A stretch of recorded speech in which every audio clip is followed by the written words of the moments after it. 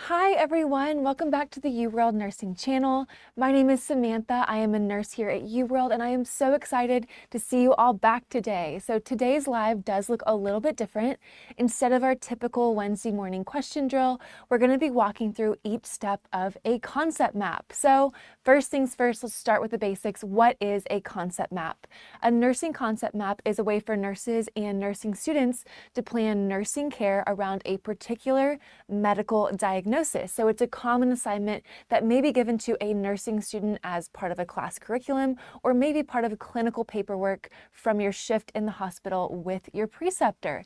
So depending on what class or what clinical that you're creating a concept map for, it may be based off a real life client, a case study, or just an overall disease process or disorder.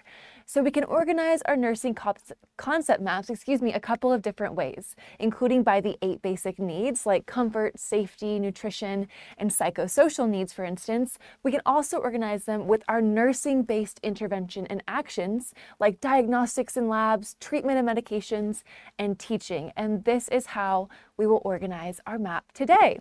So with that being said, let's go ahead and get started. When you're starting out making your map, where is the best place to begin? We have marked it here for you all with a handy little start here star, but we're going to start with one disease process. Today we chose traumatic brain injury for our map. So the first concept map we did was based on hyperthyroidism, which is relatively a more simplistic condition. We didn't want to jump into the deep end right away. We then moved on to postpartum hemorrhage, which is a little bit trickier in an OB setting, which can be a little bit trickier for people. Now we are tackling our most difficult concept yet with TBI. So TBI, or traumatic brain injury, is an umbrella term. It's overarching. There are multiple different types of traumatic brain injury. So we're going to be keeping things pretty overarching as opposed to getting into the nitty-gritty of each individual type of TBI, but we will briefly talk about each one. So we're going to start on the left side of our concept map. With our patho, this is a great place to start. Cover that etiology first, and we are going to move clockwise today. So I will be writing as we go, taking more brief notes as I explain it more by talking. And before we head out today, we will cut to a typed version just in case you all can't read what I wrote, or maybe we went too fast on a certain topic. There will be a typed version coming, just in case anyone is a little bit scared of my handwriting, but I will do my best. Alrighty, so patho. Here's where we dive into the genesis of the disease process at hand. So the definition of TBI is going to be damage to the brain sustained via external objects or force. So it varies in severity depending on the type of TBI. But I'm going to go ahead and define it because that's important in our patho. But damage to the brain, and we're just going to kind of abbreviate here, via external object or force. All right, so always good to define it so we know what our actual disease process is. This is also a great place to list your risk factors for a disease or disorder. In the case of TBI, it's more appropriate to include our most common causes of TBI. So those are going to be things like falls, for instance. We can see MVCs, which are motor vehicle collisions, car accidents. We can see gunshot wounds causing TBI, sports injuries, and a few more I'll just list off include occupational accidents, so things that happen at work, especially if you work with a lot of heavy machinery, knife wounds, and TBIs can be penetrating, meaning they can cause a break to the skull, or they can be closed, which would occur without a break to the skull. Now, there are multiple different types of TBI, and they're going to vary in severity level.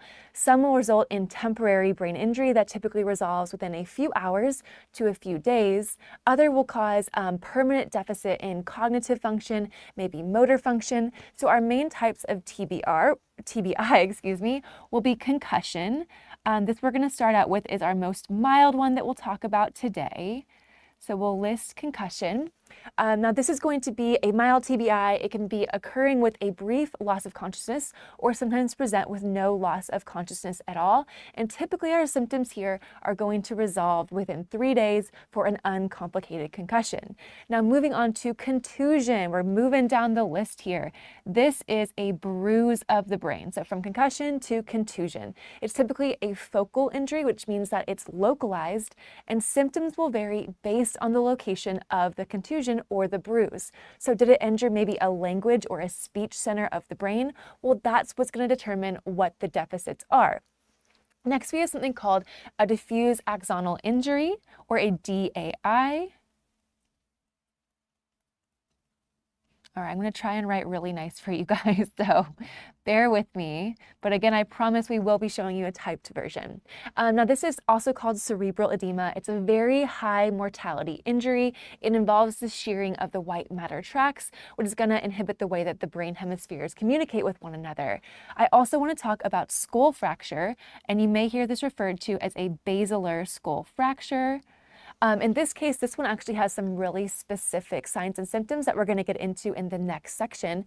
But there's a couple different types of skull fractures. They can be linear, meaning they occur across a suture line, more of a cleaner cut. They can be depressed, meaning they push that skull inwards. And they can also be comminuted, meaning it shatters into multiple pieces. The last thing we'll talk about is a hematoma. All right, this is simply just bleeding in the brain. We could have an epidural, a subdural, or an intracerebral hematoma. Intracerebral is going to be the deepest, with bleeding deep within that brain tissue. Alrighty, so now moving clockwise, we are going to move on to our signs and symptoms as promised. So these are all the clinical manifestations of the disease process at hand. Here you want to be as descriptive as possible. Make sure you list out all of the signs and symptoms that you are able to find. The more the merrier. Here we really want to be specific. So the manifestations of TBI are going to vary depending on which type of TBI was sustained. I want to call out a few first that are going to be unique to basilar skull fracture before we dive into the more general signs and symptoms of TBI. But our specific basilar skull fracture, so I'll just put S skull fracture, so we know that these are going to be specific ones. These include something called battle sign. Alrighty, so let us know in the comments if you know what this is. This is simply that bruising in the mastoid area of the head, which is located on the lower portion of the head behind the ears. We'll see bruising here. It can be bilateral. We can also see raccoon eyes, which simply is just black eyes. So I'll put raccoon eyes down. This also can be called paraorbital bruising. It's around both of those eyes. We have those black eyes from a skull fracture, and also something called halo sign I want to call out. So also, if you know what a halo sign is, drop that in the chat. Let us know. Make sure you're interacting with us. But this is created by that cerebrospinal fluid, which when it leaks onto a clean piece of gauze, it creates a ring or a halo, so to speak, on the gauze. Now, really important to note, this may be blood tinged, especially if there's trauma involved. I mean, look at a skull fracture. The common causes include falls and wounds and motor vehicle collisions. So there may be some red blood, of course, worked in here, but that halo sign is how we're going to tell that it's cerebrospinal fluid or CSF.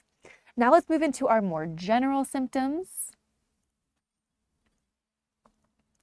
Alrighty, so we have some basic things. We covered this a little bit at the beginning, but we have rhinorrhea or otorrhea. Oh, I think I spelled that wrong, so sorry. Which is going to be that leaking from the eyes, or maybe, or not the eyes, excuse me, the nose and the ears. Let me make sure I spell this one right for you guys. We can also have tinnitus or difficulties hearing. This can present in different ways. Clients can have overall CNS deficits. We can see facial paralysis, vertigo, things like deafness. Clients can also experience visual field defects. And again, a lot of this is going to depend on the type of TBI sustained as well as a location.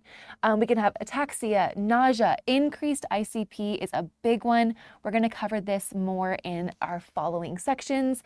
Clients can have nausea, and I also want to talk about vomiting. Increased ICP can cause something really specific. It's actually projectile vomiting is like a hallmark sign of increased ICP. And the unique thing about this is typically when we think of vomiting, you think about about some nausea that's going to occur beforehand. People feel sick before they throw up. In this case, this can occur without any nausea. And I will say this from experience, once you witness true projectile vomiting, you will never forget it. But this is a hallmark sign of increased ICP. And I want you all to remember this for the NCLEX. This I just feel like is such a prime NCLEX question, but I'm going to make a note here under increased ICP to remember that projectile vomiting. Big one here. Alrighty, clients can also see motor problems overall. We can have some behavioral changes. This is a big one. This can be things like anger, agitation, honestly, me without my coffee. We can see confusion, but really change in level of consciousness and emotions here can be pretty out of whack. Clients can experience sensory disturbances, seizures, of course, which we're going to go over in a lot more detail because, of course, anytime a client can seize, we need to enact our seizure precautions.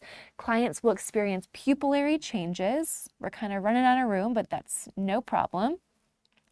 And again, these can be bilateral, meaning it affects both sides, both eyes. It can be unilateral. It can constrict or make the pupils smaller, or it can dilate them and make them bigger. Clients may also experience some sensitivity to light, which is going to be called photosensitivity. All right, if I spell anything wrong, I'm sorry. It's kind of hard to talk and right at the same time.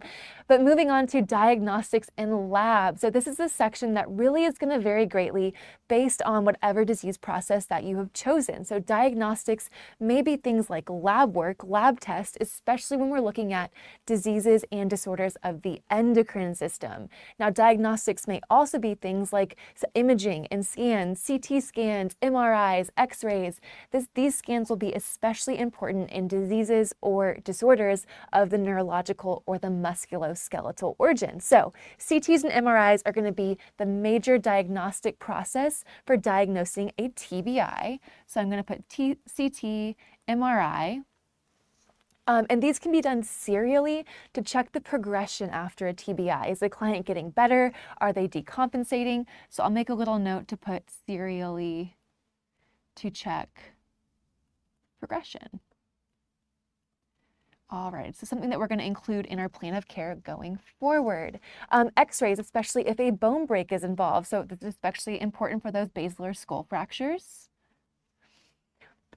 And we also may want to do an EEG, which is going to measure and track brain activity. It's the same idea as like an ECG for the heart is the same as an EEG is to the brain. And these are just short for electroencephalograms. And we're going to want to make sure we monitor that ICP level. Another big thing here.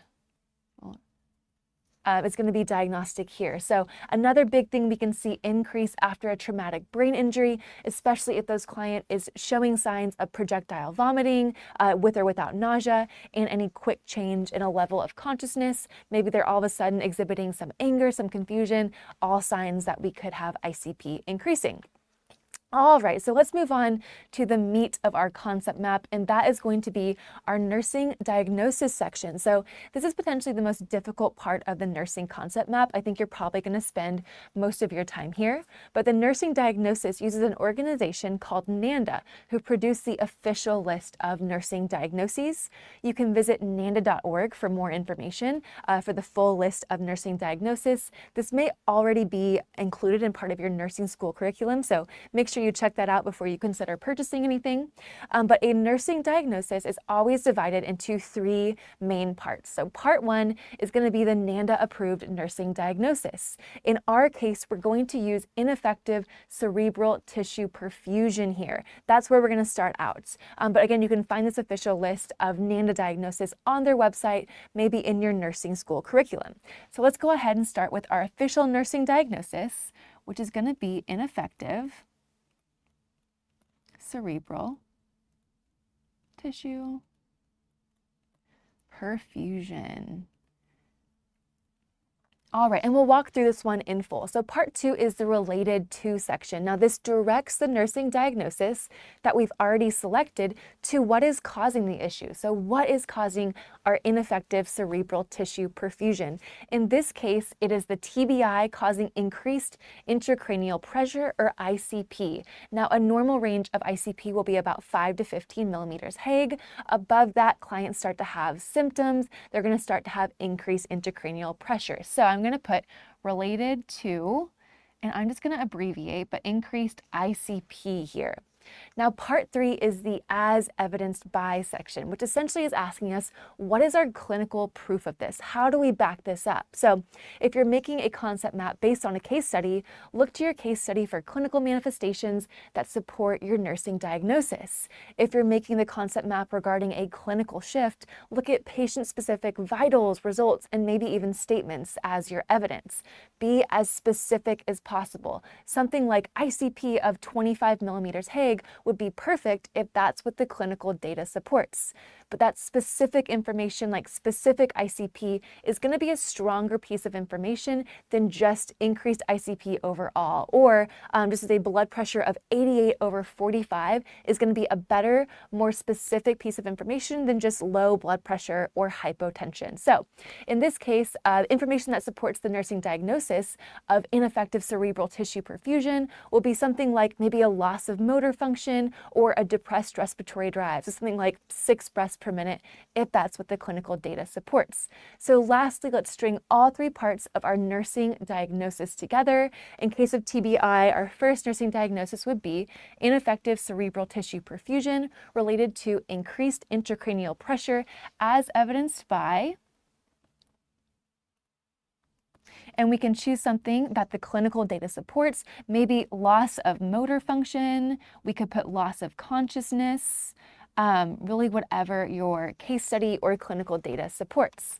So other nursing diagnoses for TBI may include things like ineffective breathing pattern related to depressed respiratory drive as evidenced by 6 breaths per minute prior to mechanical ventilation. We could have impaired physical mobility. A lot of these clients lose motor function and the ability to ambulate.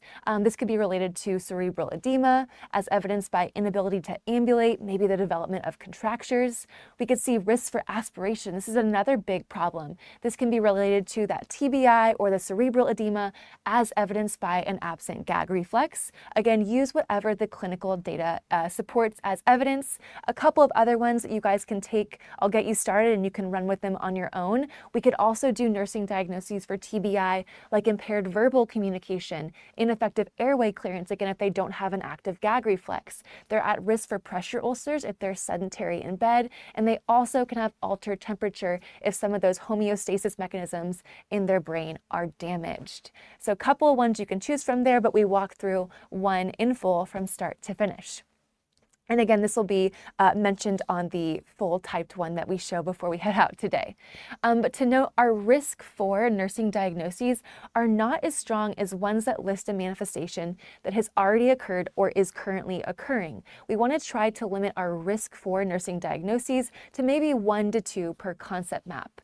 You can see that we only, or when I talked about, I think we only included 2 risks for, the others were based on like actual clinical data. They're a little bit more meatier, so to speak. All right, so nursing interventions. This is a section where we're going to list our nursing interventions to help maintain client comfort, to help maintain homeostasis in these TBI clients. So again, be as specific as possible. Some general interventions for TBI overall are going to be that Glasgow Coma Scale. I'm going to abbreviate this to GCS. Now, a mild TBI, we want our scores to be higher. Lower means less cognitive function, but GCS, a mild TBI, is going to be a score of about 13 to 15. So this is probably like a concussion, something lower acuity. Moderate is going to be more like a 9 to a 12. And unfortunately, severe is going to mean less than or equal to 8. So this is a relatively vegetative state. These clients may be in a coma. We also want to make sure we stabilize that cervical spine with a hard collar until we can rule out a spinal injury as well. So that's what, if you look at ambulances and they have those boards they put underneath and they secure the neck with a hard collar just to keep everything midline. We want to monitor for increased ICP. We talked about this a little bit more prior. Increased ICP. We want to give some supplementary oxygen as needed in these clients. We also want to make sure we have IV access, ideally 2 large bore IVs. We typically give something like a 0.9% sodium chloride for these clients. So supplementary O2 admin. IV access is a big one. We're going to talk about a really big neuro medication that we give to a lot of TBI clients. It helps with ICP. I'll give you a little hint there. We want to help these clients to maintain normothermia. A lot of them are going to have damage to some of those homeostasis controls in their brain. So things like warming blankets, warmed IV fluids, because they're more likely to experience hypothermia. So let's put warm blankets in, fluids. Alrighty. We also want to make sure we assess those pupils. Pupillary assessment is like one of the main tools in the tool belt of every neuro ICU nurse. So making sure we're doing our pupillary assessments. We're seeing, is this a change from the last assessment? Is it a unilateral change, a bilateral change? Is it a size change, a reactivity change? Are they now dilating? Are they constricted? What is new here? We're checking for any rhinorrhea or otorrhea, so leaking from the ears or the nose. We also want to check for any scalp wounds or potential for open skull wounds. Maybe we know we have a TBI, but we have to inspect the skull and see if it was open, if there was a break to the integrity of the skull bone. We want to, of course, enact our seizure precautions. This is a big one. So here we're going to pad those side rails. We are going to make sure we move anything restrictive away from the client if they were to seize, anything that the client could be injured with if they were to seize. And while a client is actively seizing, we do not put anything in the mouth, not even a tongue blade. We don't suction. We wait for the seizure to finish before we put anything in the mouth. While the client is seizing, you're going to call in some buddies, put that call light on, and you're going to monitor the duration of the seizure and chart that, as well as any of the characteristics of the seizure. We should be positioning the head of the bed at about 15 to 30 degrees, as long as there's no spinal injury. Alrighty, and we're also going to want to make sure we keep that head midline to avoid neck extension or flexion. Initially, if they're in a hard collar, this can help with that. And we also want to anticipate intubation if they have a GCS score less than 8 or if they have no gag reflex. So potential for intubation. Alrighty. We are squeezing this information in. Now, something I also want to mention that's specific to basilar skull fracture is going to be we do not insert NG tubes in clients with skull fractures. Here we have fractured the bones here, the facial bone's integrity is compromised. We're going to put that NG tube in a healthy client, but what can actually happen here in a client with a skull fracture is we can accidentally intubate the brain because the bones of the nose that's helping to guide it down in a healthy patient may be broken, and we can actually intubate the brain, which we definitely do not want to do. So our basilar skull fracture clients will not get NG tubes. Alrighty, more than halfway done. Way to go, you guys. So we are going to go ahead and move on to our treatment and medication. So medication here will often be administered by the nurse, whereas treatments are often provider-specific interventions, like maybe surgeries or placements of invasive monitors. Big medication here, I hinted at it earlier, is going to be something called mannitol, and I really want to call this one out.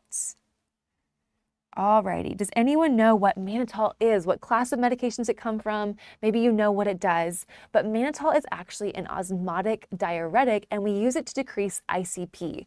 How it works is it pulls fluid from the brain back into systemic circulation, so the body and the kidneys are able to diurese it. So we're helping to move that ICP down, have it trend back downwards to our normal range of 5 to 15 millimeters Hg.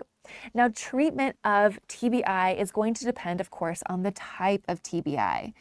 So a couple of different options here. Alrighty, we can place an intraventricular catheter or an IVC. This monitors the ICP in real time to prevent any further brain damage. We can see where things are trending. It's the same idea as an arterial line in a cardio setting that measures BP in real time. This will measure our ICP in real time. We can also do a craniectomy. So IVC. Craniectomy is going to be a little bit different, a little more invasive here. So in this case, it's another intervention that helps us to mitigate that ICP. We're going to cover post-op teaching and get this a little bit more in full when we cover our patient teaching sessions in our other section in just a few moments. But here we're actually removing a piece of the skull so the brain is allowed to swell a little bit without permanent damage. The side effect of craniectomy and one of our downsides is when we remove that hard bone, the brain is essentially really, really vulnerable to injury. We only have that skin layer that's covering it up. So we have to be careful post-op that these clients don't do anything that could injure that brain tissue that's underlying. And if a client suffers a hematoma, which we mentioned earlier, we can also evacuate or decompress that hematoma. So hematoma evacuation / decompression. Alrighty, so we have a couple of different treatment options, just depending on the type of TBI. All right, so patient teaching. Here's a great place to put what information as nurses must we ensure the client knows about their diagnosis, especially prior to heading home. So what things must they look out for with certain treatments or medications? What lifestyle modifications may they need to make? So we're going to focus on our post-TBI teaching here. What do these clients need to know before they head out on their own? And this, again, depends on the severity of the TBI. Again, someone with a GCS score less than 8 probably isn't leaving the hospital because they are most likely in a coma-like state. So to the client and the caregiver, depending on the extent of the TBI, it's most important in those first 2 to 3 days post-injury. So of course, we want to notify the provider for any vomiting, especially if it's projectile, any seizure activities, vision changes, irritability or agitation that's new, numbness, new onset motor problems, or drowsiness that does not resolve. So our notify provider warnings. They also may need to come in for these, head to a triage or an ED. Other teaching we want to give these post-TBI clients is to have a companion stay with you for the first 48 to 72 hours post-injury if you're already discharged at that point. So it's especially important for the more minor TBIs like a concussion, but we want to have a companion at the bedside just in case this client needs to go back to the hospital or something happens. So companion at bedside, 48 to 72 hours post. Alrighty, so no alcohol or non-prescribed drugs during this period, and we also want to use caution when taking medications that cause increased drowsiness, things like opioids, for example. Even if they've already been prescribed, they may need to consult with a provider just to see what are their existing medications that they continue and what do they maybe need to hold off on for a few days. So no alcohol or non-prescribed drugs, and we also want to use caution with meds that cause drowsiness. Alrighty, because how would we know what was caused drowsiness by the TBI or what was caused by the medication they were taking? Clients should not operate heavy machinery, so no heavy machinery. Most commonly, this is going to mean a car. It can also mean things like a forklift if that's part of their job, but I think the majority of your clients are probably not going to be operating forklifts. So no heavy machinery. They will have to be driven by that companion. They should not be driving. And another important thing is no hot baths or showers. Increased body temperature can actually worsen some of these symptoms. So no hot baths or showers. No hot tubs too, by that same thinking. All right, so other, our final section of today's concept map. So depending on the disorder or the disease process that you choose, there will be information that just doesn't quite fit into any other section. This is a great use of the other box on our concept map. So in the case of TBI, we're going to be using this section for post-craniectomy teaching. And here are a couple of important things here. But we want to make sure that this client knows post-op teaching, that they're very vulnerable to injury. Alrighty, so we have nothing to cushion that brain as the hard piece of skull has been removed, which allows for the brain to expand without pushing against that hard shell of the skull. And it's a way to deal with increased ICP or brain swelling that occurs from a TBI. Clients should never be positioned on the operative side. So no pressure, no pres on operative side.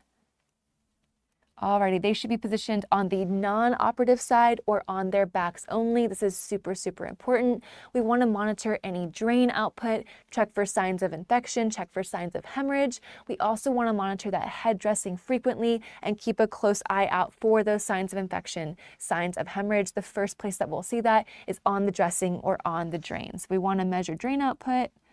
Let me just make sure I put this all here.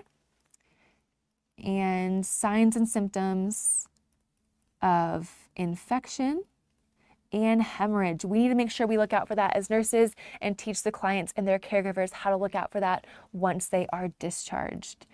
Alrighty, I always spell hemorrhage wrong, so I think I can get it this time.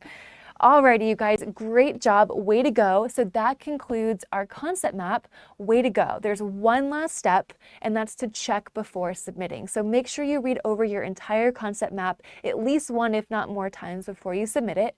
Some nursing instructors will actually be willing to look at it before you submit and let you know any weak areas or areas that just need a little bit of additional attention, a little extra love. You can always ask your instructor if they're willing to do this. The worst thing they can say is no. So thank you all so much for joining. I so appreciate. Again, we will put this on our social media after we are done here today. I'm going to go ahead and jump to our final slide, which is the typed version. It includes more information that I may have spoken, but I didn't write down just for time's sake. So make sure I'll stay here for a couple of seconds, screenshot this, take it with you. TBI and these neuro concepts are definitely a little bit trickier. So take your time going through this. Again, we did kind of overarching interventions for TBI rather than focusing on concussion, contusion, hematoma, one of the specific types. But you all did so well. We're going to be live again with a neuro question drill, which is very fitting, tonight at 7 p.m. with Nurse Andrew, and I hope to see you all there. Bye, guys.